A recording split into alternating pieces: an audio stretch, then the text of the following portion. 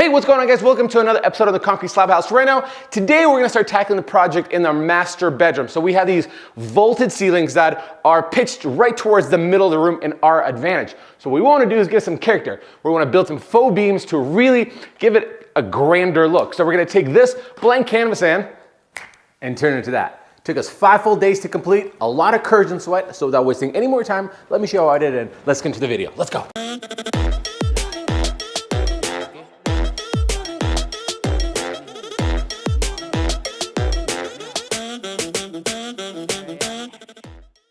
You know, I've been debating about getting this big ladder for a long time because they're like spending like 300 bucks. But I'm glad I finally pulled the trigger and have it to tackle projects like this. And I think it basically paid for itself. So, hey sis, big ladder, I know. I'm as excited as you are. We need to find all the studs and all the trusses that are coming across. So I got my stud finder and some tape. I'm gonna find exactly which each one is, put my piece of tape and start working my way out. So the last part of a measurement that we need is to spread out evenly how many beams are coming. So I want them to be 4 on each side when it's on top. So this is about 205 inches. I'm gonna divide it by 3, meaning 3 compartments. So it's gonna be roughly around 68 inches. I'm putting my piece of tape on both sides so we can put a laser level across and make sure everything's symmetrical. So the way these beams are gonna be set up is we're gonna have a plate that first gets attached to the drywall into all the trusses and the studs. This is a 2x6 piece that we're gonna put it along the sides and down the middle. And then this is gonna be the faux beam that we're gonna have to fabricate. The measurement is gonna be so perfect that this basically cups this on the sides, and then we could secure it with screws or nails or whatever along the side. I bought 12 pieces of 2x6, they're 8 foot long. You could go 10 footers. All right, folks, we got our 3-inch screws, we have our impact drill, and we have our 2x6s. Let's start throwing up the corners and try to split the difference for the middle. Let's go. To make sure the center beams are gonna be straight and not tilted to the side, by connecting 2 joints together, we already know that this is gonna be a straight line. So we need those 2 points, laser level for the win.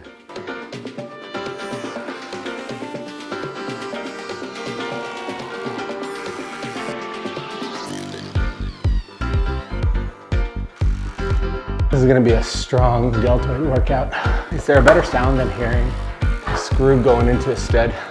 We're gonna put the middle support bracket in. Now it's gonna be a little tricky because we're gonna do a little modification. That electrical box right there that's hanging the ceiling fan, we're gonna have to create a housing for it, put it down the middle of this crease, and then have enough room for it to drop down. So I'll get a cut for this piece and that piece secured in the middle of the trusses, and then we'll build out our box. So for the middle here, because you're gonna have this gap right here, right? And these screws will not be long enough to go straight down the middle. Really helpful for me is to just put these at an angle into these trusses that are running this way. So I'm putting 145 here, 145 there, and it's nice and strong. We're whooping out the big guns. 5-inch lag bolts, gonna go down the middle. We're not messing around, folks.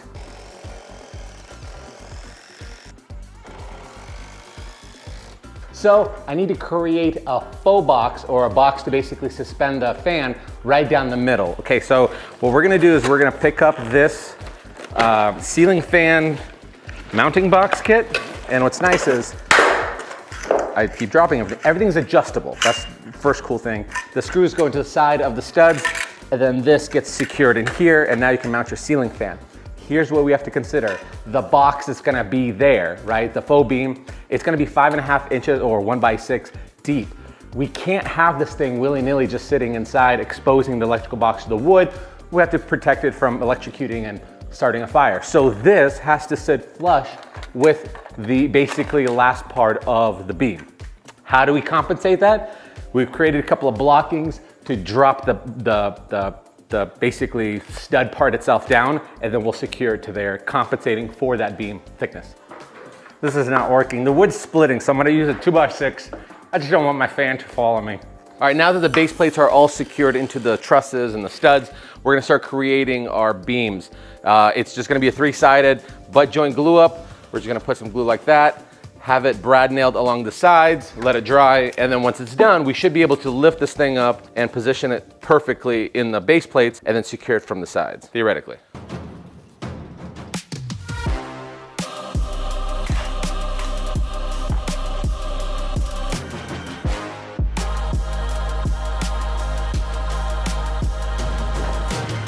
one mistake, well, not a mistake, it's more of a choice. Those are 8-footer boards, sorry, 10-footer boards. They're supposed to be 12 foot. And I had some scrap over stuff left over. I'm gonna just attach these. They don't have to be completely connected as long as there's multiple anchor points. Put those up. I'll start dropping my electrical for the new fan box, and then we'll see what we can do about making some beams. Oh. Anybody want a fan?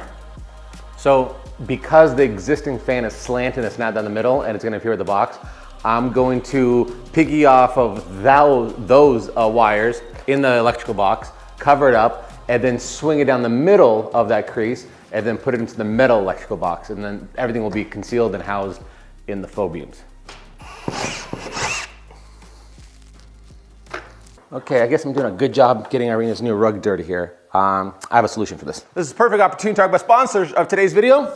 Hoover. Right out of the box, the Hoover High Performance Upright Swivel Vac was ready for work. No assembling required whatsoever. I plugged it in, turned on the power, and it was ready to rock and roll. I had it set to a low type of kind of carpet, and it had no issues maneuvering around. It had no issues picking any of the fine debris and the dirt that I kind of created from all these beams. The swivel was fantastic. It created for these natural motions that the vacuum wanted to go. There was no effort that I had to put in to try to maneuver it in a way that I wasn't ready to go or didn't want to go. I could actually feel the bristles and the vacuum pressure through the hand grip, knowing that though this carpet is low, it was doing a very effective and efficient job of picking up any dirt and debris and picking up the fibers. It maneuvered behind and to the side of all the table legs easily and effortlessly, and the transition from rug or carpet onto hardwood floors was flawless. There's no issues at all. I didn't see any dirt and debris scattering from it just because they had their scatter guard technology, which prevented any of those fine dirt and debris to scatter all across your hardwood floors like most of the vacuums I've had before. One other thing that I really noticed about the Hoover Swivel Vac was the edge-to-edge suction. There was no specific part of the vacuum that was more efficient than the other. It felt like the suction pressure was universal completely across the entire vacuum surface. One of my favorite parts about this vacuum, besides the swivel, is the easy to empty dirt cup. All I did is bring it up to the trash can, pull the lever, and it dumped all the dirt and debris. I didn't have to mess with anything. I didn't have to tinker with anything. It was clean for me to do.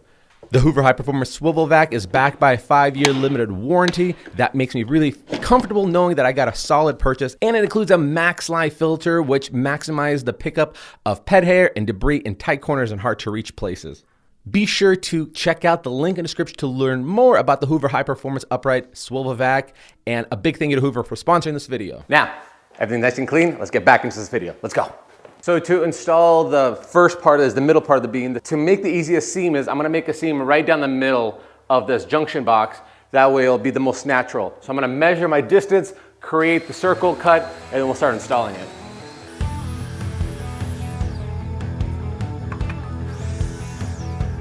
Here's a little pro tip. The junction box is 4 inches wide, and guess what? My tape just so happens to be right now, the amount there is 4 inches. I'm splitting it down the middle, 2 inches on this side, 2 inches on this side. Hopefully both of these two puzzle pieces will come together and consume the housing. Let's see how we do.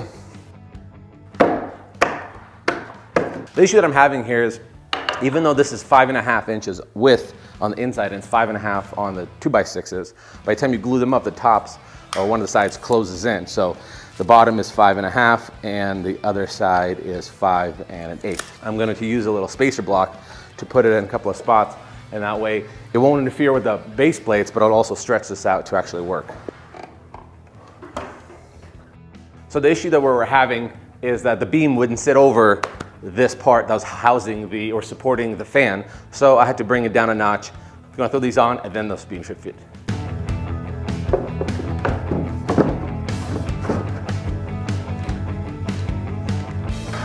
Oh, blood, sweat, and tears, man.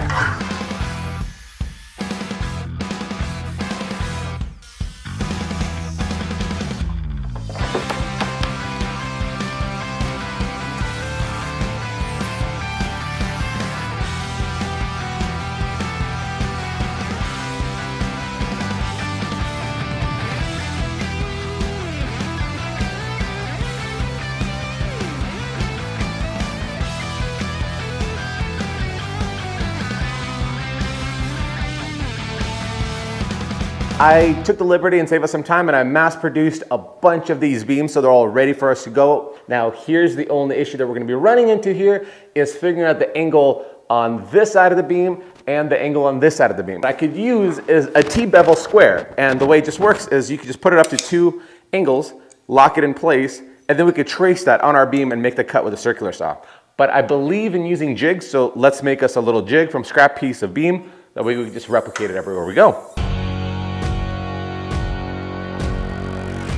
Well, see, we always make mistakes, and I'm just glad we did it with a scrap piece. I got the right measurement, I just put it on the wrong side. So we're gonna give it another go, see how she turns out. We're getting there.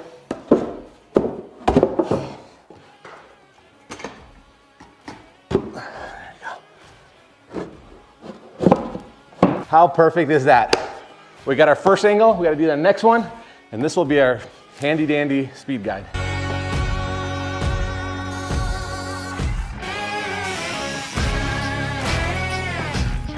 Boom, boy. Here's the last most important part. The measurement that you're taking, the span, you have to know if you're taking the inside or the outside measurement. That will screw up, and I screwed up royally many times.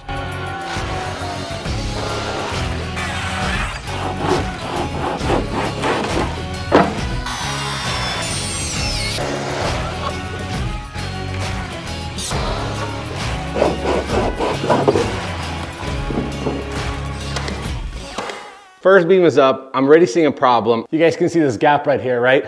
Well, that's because this is an angle, therefore this elongates it. So if you're gonna do this yourself, make sure this beam, center beam, is about maybe 1.5, 2 inches, be safe, 2 inches longer or deeper. That way it can consolidate or close it off. Heads up to you guys.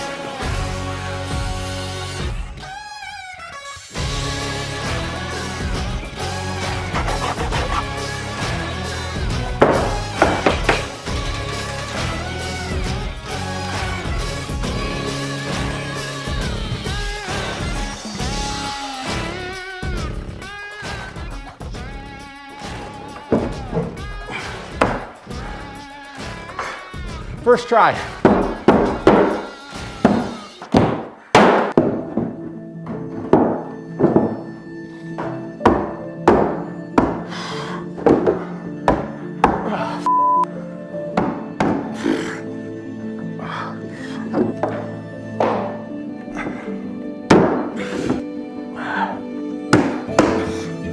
Okay, I think we got somewhere.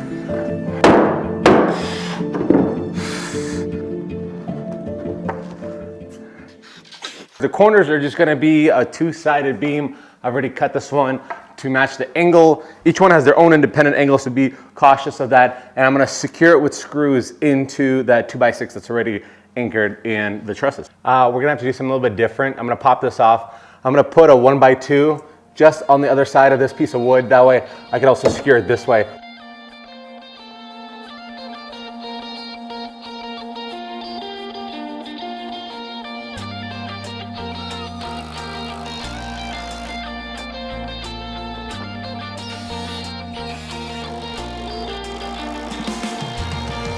All right, folks, today is staining day, but before we do that, we have to sand it. I hope you like my little clever concoction here, strapping the vacuum to the top of the thing so the hose can actually reach it. Using 120 grit sandpaper, giving a light, good sand, especially getting all the print off of it, all the stamps they put on it. And then I'm also masking it off to make it easy for me to have a quick stain when we're doing it.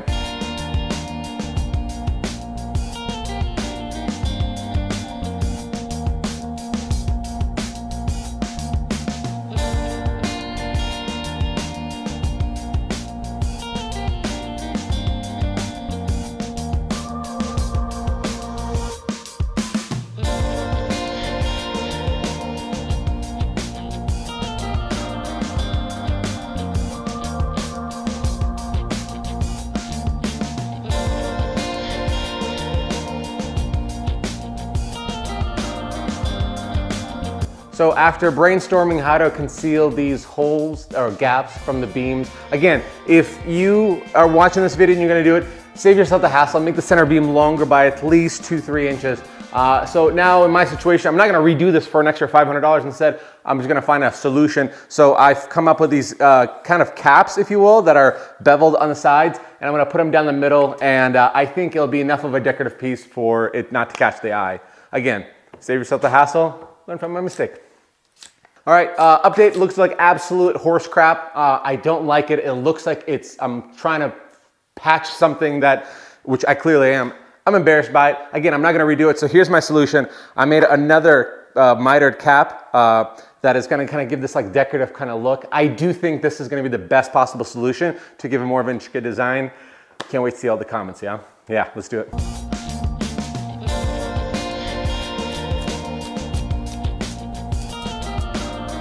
All right, folks, it's been a long way coming. Let's do some stain. We're using weathered oak. It's a semi-transparent by Minwax, all-time favorite of Irina's. It keeps it from going amberish, but it definitely has some grayish tones, which are money. We'll start doing a couple of coats and just keep trucking along.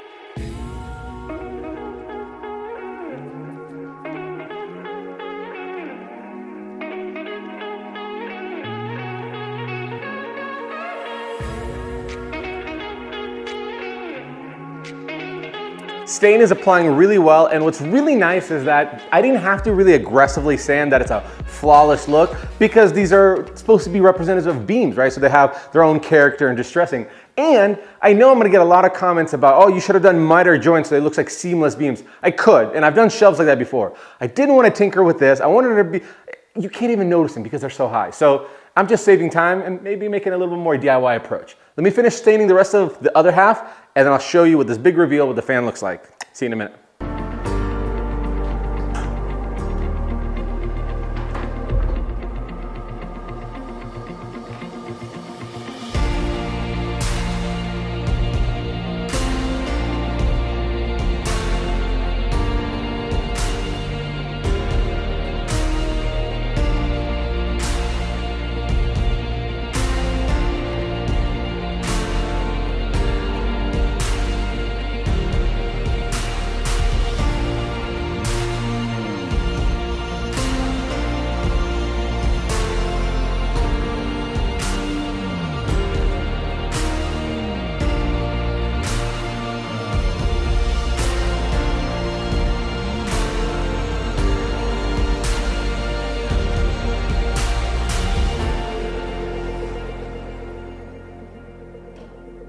All right, let's talk about the overall budget for this project. The 2x6 base plates were $200. The 1x6 boards that ended up being the faux beams themselves were roughly around $400. Screws were $20 and stain was another $10. All in all, making this project finish for $630. Hey, thanks so much for sticking around watching another one of my videos of this concrete slab house. Right now, if you like home improvement projects or any kind of furniture build projects, make sure you hit the subscribe button and tap the notification bell so we'll know exactly when these videos come out. Make sure you connect with me on my social media. All the links will be in the description below, as well as my merch section, snag yourself a Courage and Sweat t-shirt, and my Patreon, where we release hour-long footage, director's uncut stuff. There's so much information that does not make it to the 18-minute videos. Help support this channel, and remember, we're not trained professionals, we're just not afraid to try and fail. Courage and Sweat, folks. Tune out this time. We'll see you on the next one. See ya. Bye. And the issues that I'm having is I keep missing on some of them, the studs or the trusses. As you can see, this looks like I shot a bunch of bullets at it.